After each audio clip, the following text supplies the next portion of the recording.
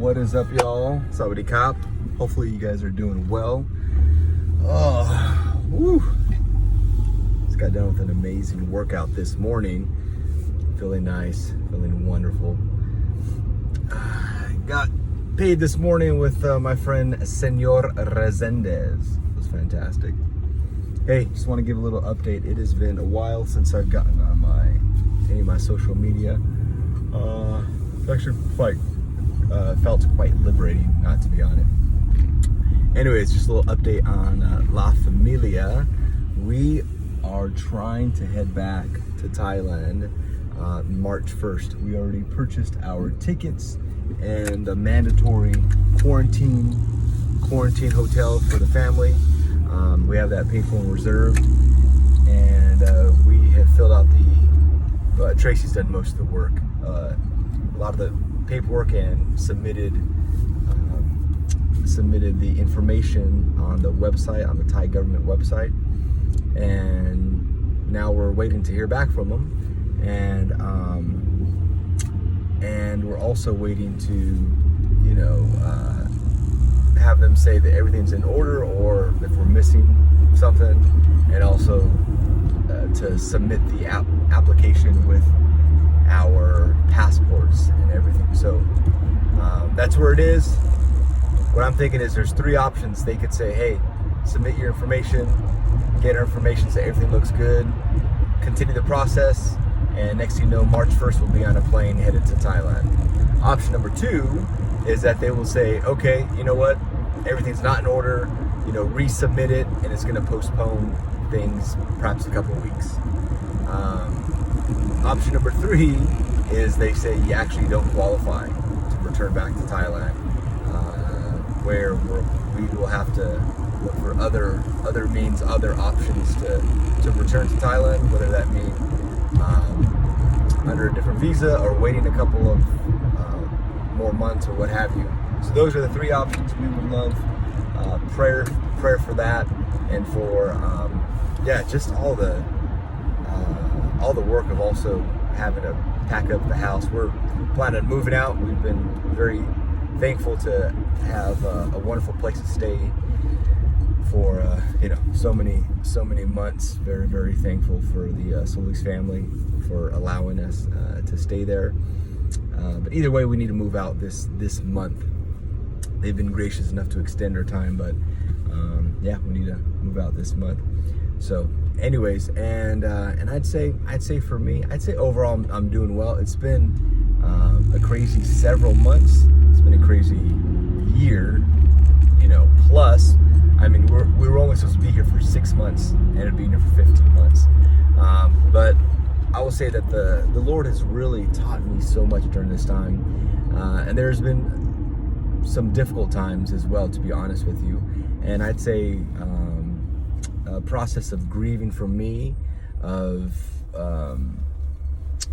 I'd say losing friends, of realizing that certain people who I thought were closer friends, more loyal to me, supporters, and even churches, haven't been, or weren't, or stopped being.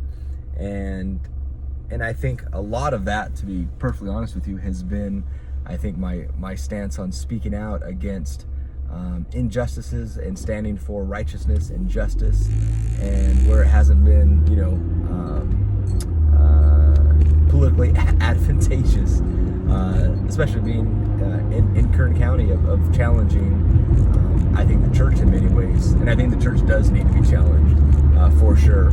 There's always a cost for this, and I think people of color have felt this cost. They felt the fact that they weren't welcome the way they thought they were in certain spaces, and I've experienced that as well. I'd say to a smaller degree. Others have experienced it much more, but it's also a risk because it affects our ministry and our family's mission overseas as well. But what I will say is that I've been encouraged by just the convictions that I've had have always been not grounded in my own preference or opinion or even political stance, because as I've said before, I don't identify with the Republican Party. or the right, or conservatism or republicanism, or the left, liberalism or progressivism, but rather in Jesus' kingdom ethics. My convictions are grounded within the Word of God and the words of Jesus. And so anyways, when you're kind of getting hit on both sides of the aisle, as it were, I think you're in a really good place. But I have been encouraged to recognize that I've discovered new friends and fresh, deeper friendships, and those who have kind of come out of the woodwork and said, hey, Cecil, our family's going to stand with you, or our church is going to stand with you, or pick up the slack, or what have you. And so I've been very thankful for that as well. Just very thankful for the sacrifice of different brothers and sisters and families and communities. And so, as we're looking forward to head back to Thailand, and this thing's getting close to 6 minutes, as we're looking forward to head back to Thailand, I do feel encouraged. I do feel very thankful for those relationships that maybe they haven't been as long, as far as people that have known me for the past 15 plus years. Some of them have been in the past just recently, few years or 5 years or 8 years or what have you. But those relationships that I've had recently, and I think a lot of you watching this have been a part of that, has gone to a deeper level with me. And especially this, your sacrifice of support, prayer support, resourcing us, financial support. I just want to say thank you. Thank you for those who have stood with us, who've stuck by us, and who are coming on board. So I feel very excited about this new ministry overseas, this new chapter of our life of ministry overseas. The Lord has some really cool things coming down the pike that I can't wait to share with you in the next couple weeks.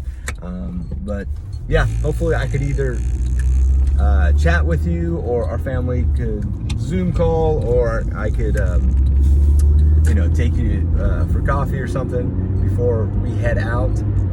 That would be amazing. At least a phone call. I'd love to chat with you as well. All right. Well, I love you very much, and we will be in touch. All right. สวัสดีครับขอพระเจ้าอวยพรนะครับ